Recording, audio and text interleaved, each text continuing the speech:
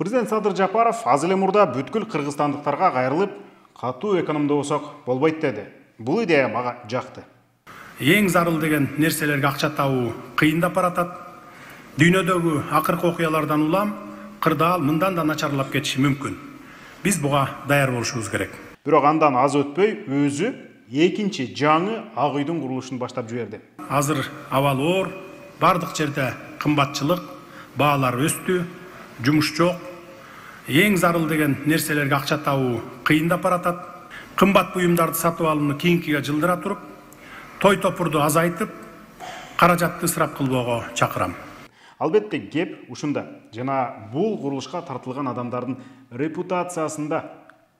Жапаровдун айланасына өзү убада кылган жаш жана жаңы жүздөр эмес, кезектеги жаңы Райымдар, жаңы Икрамдар, жаңы Алмамбеттер бат эле чогулду. Алардын айрымдарынын аттарын атап дагы берели. Анын алдында Ак үйдүн курулушуна айырбашталчу жердин тарыхы менен математикасына кыскача токтолсок. Сиз медиа хабты көрүп баштадыңыз. Мен аты жөнүм Али Токтокунов. Бул каналга жазылып, видеого лайк койгонду жана жакындарыңызга жөнөткөндү унутпаңыз. Ысык көл мейманканасынын ордуна салынып жаткан Ак үйгө мамлекеттин 1 тыйын акчасы кеткен жок. Болгону президенттин иш башкармалыгына караштуу 16 гектар жерге алмашып жатабыз. Биз жер бердик деп, алар имарат куруп берди. Бүттү, деп жазды Жапаров Фейсбугуна. Бирок бул жерде президент тилекке каршы элди манипуляция кылып атат. 1 тыйын кеткен жок дегендин өзү туура эмес. Президенттик иш башкармалыктын жери кыргыз мамлекетинин, кыргыз элинин, сиздин, менин жерибиз. Болгондо дагы Бишкектин эң чүйгүн аймагында. Биз өз маалымат булактарыбыз аркылуу ал 16 гектар жердин дайын дарегин таба алдык. Көңүл буруңуз. Ак үйдүн курулушуна айырбашталчу жер Абсамат Масалиев проспектисинин же Южный магистралдын боюнда Ынтымак 2 паркынын каршысындагы мына ушул жер. Бир тарабы чоң парк, бир тарабы аларча суусу, түштүк жагынан тоонун жели согуп турат. Кышында Бишкекти буюктурган ыш демейде бияка жете бербейт. Бул тилке далай үй салгыч бизнесмендин шилекейин агызганын айтпасам деле түшүндүңүз окшойт. А бирок мэрия жерди жеке менчикке берүүгө мораторий бар деп бербей келген болчу.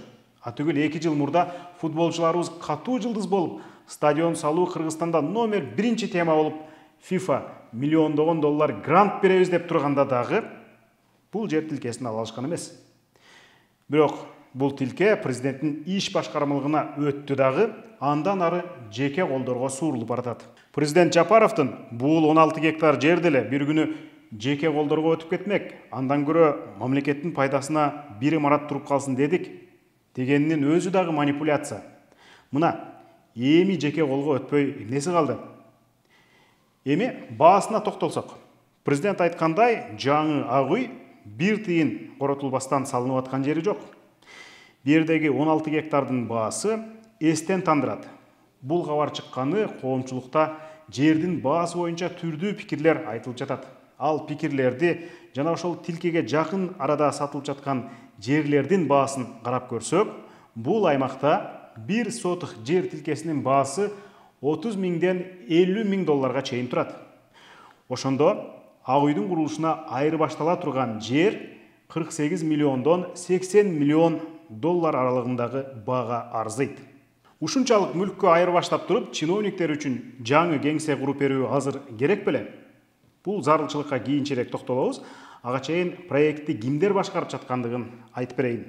Президент Ак үйдө кыргыз курулуш компаниясы куруп 16 гектар жерди ошолор алаарын кошумчалап жазды. Бирок так ким экендигин ачыкка чыгарган жок. Маалымат булактарыбызга таянып, аркы берки көргөндөрдүн айтканына таянып, биз алардын аты жөндөрүн азыр айтып кетели.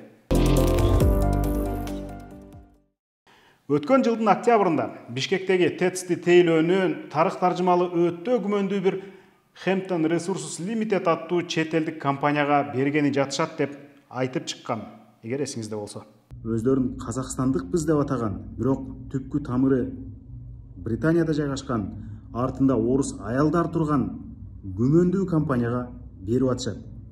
Буга Садыр Жапаров баш болуп, бийликтегилер катуу чечалашкан. Дегени менен бийлик 2 ай өтпөй Hampton Resources Limited менен кызматташтыкты токтотууга аргасыз болгон. Анткени эч бир тажрыйба, тарыхы жок. Кагаздагы компанияны стратегиялык объектиге киргизүүнүн өзү эле чоң кылмыш болмок.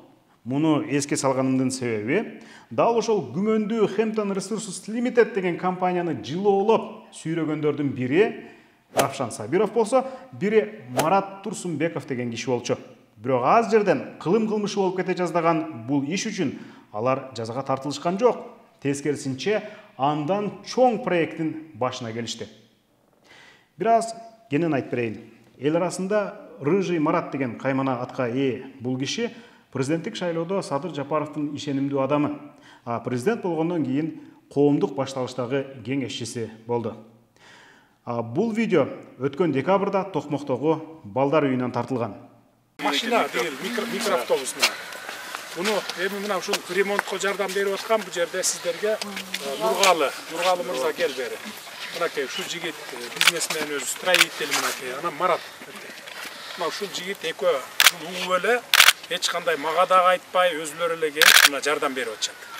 Бул соопчулук үчүн деп, ушу жетим балдар үчүн деп жардам берип атышат.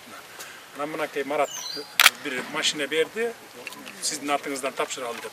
Макул деп, ушуну сиздерге тапшырып атабыз. Мынакей. Рахмат. Бир ай өтпөй, 22 январда президенттин иш башкармалыгына караштуу социалдык, экономикалык, административдик объектилерди куруу дирекциясы түзүлдү. Анын башына Марат Турсунбеков келди. Административдик объекти куруу деген сөз мына ушул Ак үйдү куруу дегенди билдирет. Видеодогу президент мактаган дагы бирөө Нургалы Асаналиев деген киши.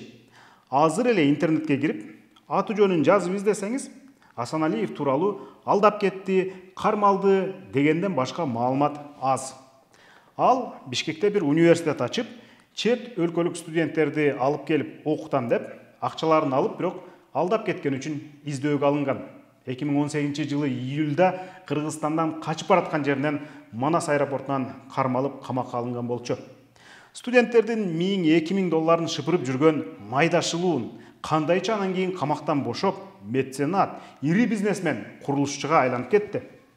Ал жагы бизге белгисиз. Белгилүүсү Нургалы Асаналиев 27 декабрда дагы президенттин жанынан көрүнгөн. Бул ирет ал чүйдөгү мектеп интернатынын мугалимдерине үй салып бермей болуп, чогуу жер пайын түптөшкөн. Бирок курулуш ошол эле ордунан жылбаганын айтышып, видеого тартышып, Жаңжол айылынын тургундары журналисттерге арызданып жүрүшөт. Уважаемый Садыр Жапарович, после того, как вы заложили капсулу для строительства дома, никаких движений не было. Все так и стоит. Прошло 4 месяца. Все стоит. Даже ямы не до конца выкопаны. Кыскасы, Асаналиевке байланыштуу айыптар, шылуундуктардын бул чекеси эле. Маалыматты топтоп, буга дагы кайрылабыз.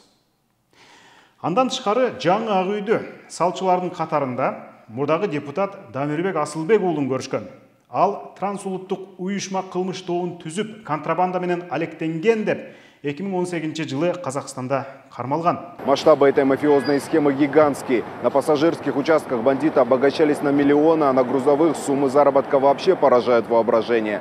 На грязные деньги строились особняки, покупались шикарные машины. Кто-то даже смог позволить себе конюшню с элитными скакунами. Но лучше всех из задержанных жилось кыргызскому парламентарию Дамирбеку Асылбеку Уулу, который по материалам дела руководил всей контрабандистской структурой, состоящей из таможенников, пограничников, брокеров и просто безработных из Казахстана и Кыргызстана.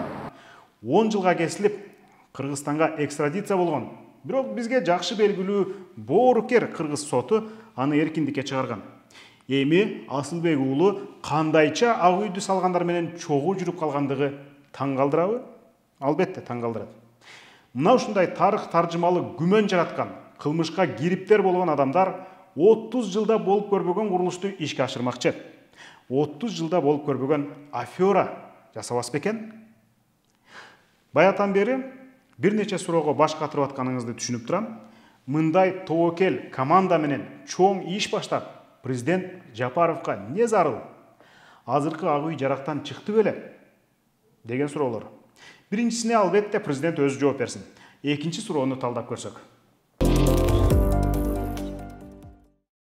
Азыркы ак үй 1985 жылы курулган.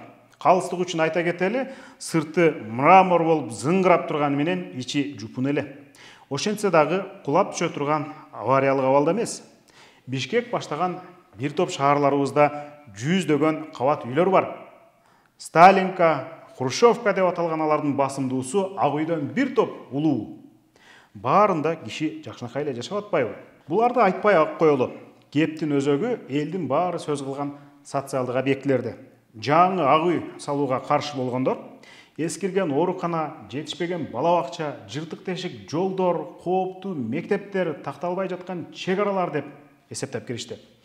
Чынында мен деп турган өтө зарыл проблемалар мына ушулар. Мисал, мектепти алсак. Клооптун иликтөөсүнө Билим берүү министрлигинин расмий маалыматына караганда, Кыргызстанда мына ушул тапта 200дөн ашуун же ар бир 10-чу мектеп авариялык абалда турат. Алардын дээрлик бардыгы айыл аймактарында.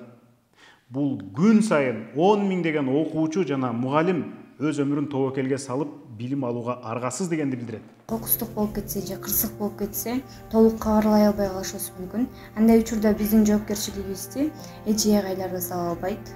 Ата-энелерибиз ишенип жибергенден кийин балким өзүбүздү өмүрүбүзгө коркунуч келиши мүмкүн. Кышында мисалы от жакканда класстардан из чыгат, контрамаркаларында эскилиги жеткен. Бул Аксынын Өлөң булак айылындагы 55-чи орто мектеп. Здесь такая трещина в школе. Это 55-я школа имени Кадыра Абдрахманова. Здесь вот дети учатся. Не знаем, когда это здание обрушится. Но вот такая у нас ситуация сегодня.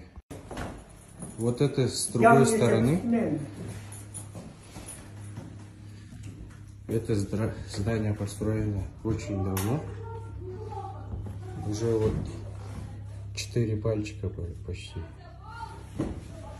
Приоритеттерди таганыктоо үчүн зарылчылыктарды салыштыра кетейин. Мектеп салуунун зарылчылыгы авариялык мектептер адам өмүрүнө коркунуч келтирет. Жалгыз жана башкы жүйөсү мына ушул. Ал эми президенттин пресс-секретарынын айтымында экинчи ак үй салуунун зарылчылыгы чет элдик делегацияларга уят болбоо, конокторду суктандыруу, жыртык тешик жолдорду, мектептерди аларга көрсөтпөйт эмеспизби? Браво! Биз ураанды өзгөртүп эле коелу. Чиновниктер биздин келечегибиз. Келечек демекчи, эң жакынкы келечекте эң чоң проблемага айланчу бир маселе турат. Аны көп эле салбаганы менен журналисттерге кайрылгандардын санынан улам байкасак болот. Кыргызстандыктардын бирден бир чоң проблемасы үйгө жетүү. Миграцияга агылгандардын дээрлик бардыгынын башкы максаты ушул. Ошол максатты көздөп, тытынып, үй бетин, бала чака жүзүн көрбөй, күндөп, түндөп, жылдап акча чогултушат. Бирок алардын тыйындап топтогон каражатын курулуш мафиясы 5 мүнөттө алдап алып коюп атат. Кооперативдер жайнап кетти. Кезекке туруп акчасынын бардыгын берип салгандар эми кимге кайрылып атышат? Албетте журналисттерге. Үлүштүк курулушка кирип алып, үй бүткөндө бир батирде 2ден кожоюн пайда болуп калган учур, же үй такыр бүтпөй зарыктырып күттүргөн учур жүздөп саналат. Жаңы турак жайдын квадрат метри өтө кымбат болгондуктан үйгө жетпей карып кеткендер канча. 16 гектардык жерге социалдык турак жай куруп, чыгымын актагыдай, бирок арзан сатса неге болбосун? 30 жылда болбогон иш мына ушунда болмок эле го. Айтмакчы, биз баасы асман тепкен үй сатып, бирок бүтүрбөй качкан, коррупционерлерге коюн колтук алышкан курулуш мафиясынын жүзүн дагы жакында бирден ачып баштайбыз. Ошон үчүн бул каналга жазылып, күтүңүз, бизди колдоп туруңуз. Түпсүз туңгуюктай болуп, доллардан башканы авторитет көрбөгөн курулуш мафиясы ак үй куруп берем деп президенттин дагы башын айландырып кеткен жокпу деп күмөн санап турам. Жок, эгер андай эмес, Демилге президенттин өзүнүкү болсо, анда бул Садыр Жапаров үчүн Атамбаевдин Батукаевинде маселе болуп калбайбы? Бал ширин сөздү баса айтып, президенттерди жолдон адаштырган. Мен программанын башында айткан Икрамдар, Райымдар, Алмамбеттер азыр кайда? Алардын шефтери кайда азыр? Менин аты жөнүм Али Токтокунов. Мына ушул каналга жазылыңыз, орток пикириңизди таштаңыз, видеону бөлүшкөндү дагы унутпаңыз. Саламатта калыңыз.